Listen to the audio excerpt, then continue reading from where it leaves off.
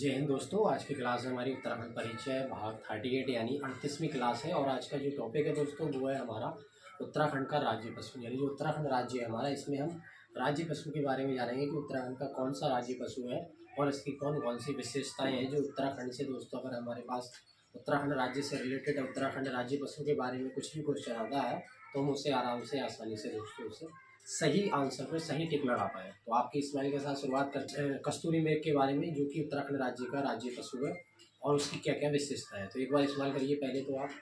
Very good दोस्तों। तो अब चलते हैं हम आज उत्तराखंड परिचय भाग 38 की क्लास में, जहाँ देखेंगे हम कि उत्तराखंड राज्य पशु की क्या क्या विशेषताएँ हैं।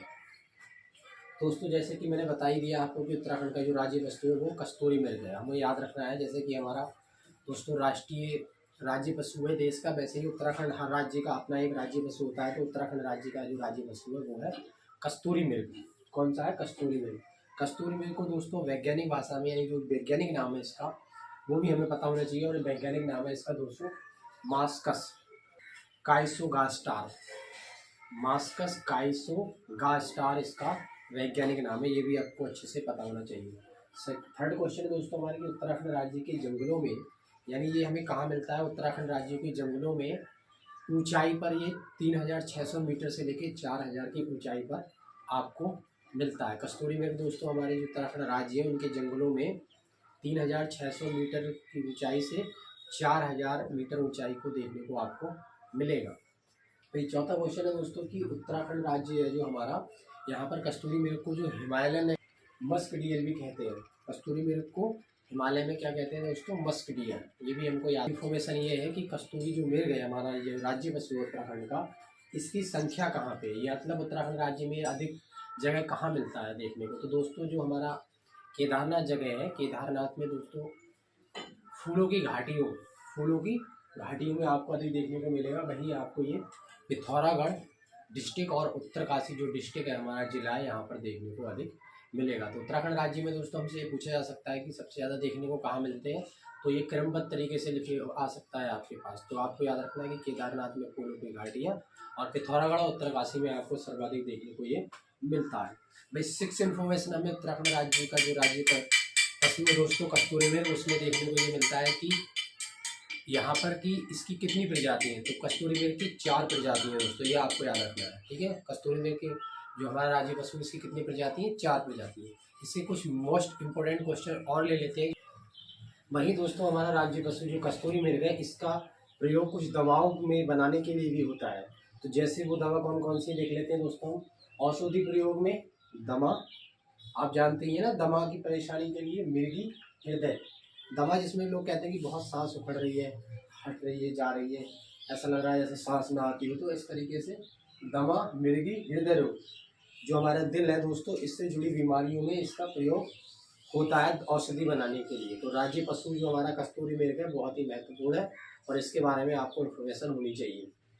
वही दोस्तों 8वां क्वेश्चन हमारा ये कि उत्तराखंड राज्य में जो हमारे जो कस्तूरी मृग है, जब वन जीव में दोस्तों सभी जीवों की जब गणना की गई थी कि किसकी कितनी संख्या है, तब हमें पता चल रहा है कि हमारे 2005 के अनुसार 789 कस्तूरी मृग थे।